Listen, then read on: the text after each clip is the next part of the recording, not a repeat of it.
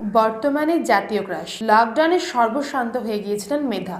ব্যাংকে পড়েছিল মাত্র 257 টাকা। ভয়াবহ আর্থিক অবস্থায় পড়তে হয়েছিল আমাদের, কিন্তু অন্ধকারের পরেই নাকি আলো আসে। বিধু বিনোদ চোপড়ার সঙ্গে দেখা হওয়ার পর তার জীবনের সমস্ত অন্ধকার মিটে যায়। 2022 সালে বিধু বিনোদ চোপড়ার সঙ্গে দেখা হয় মেধার। সেই সময় বিধু বিনোদ চোপড়া 12 ফেল মুভির কাস্টিং করছিলেন। মেধাকে তার নায়িকা হিসেবে পছন্দ হয়, তাই 12 ফেল মুভিতে বিক্রান্ত মেসির বিপরীতে তাকে নায়িকা হিসেবে নেওয়া হয়। চম্বলের ছেলে আইপিএস অফিসার মনোজ শর্মার জীবন কাহিনী নিয়ে এই মুভিটি তৈরি। মনোজের চরিত্রে অভিনয় করেছিলেন বিক্রান্ত এবং মনোজের স্ত্রী শ্রদ্ধার চরিত্রে অভিনয় করেছিলেন মেধা। ছবিটি মুক্তি পাওয়ার পর পর্দায় তেমন সাড়া না ফেলে ওটিটিতে দাপিয়ে ব্যবসা করেছেন এই মুভিটি মুক্তি পাওয়ার পর থেকে রশ্মিকা মন্দনা, তৃপ্তি ডিমরির মতো অভিনেত্রীর সঙ্গে মেধার সংগ্রহের নাম নেওয়া হয়। তাকেও বলা হচ্ছে ন্যাশনাল ক্রাশ। ভিডিওটি ভালো লাগলে একটা লাইক করবেন এবং এরকম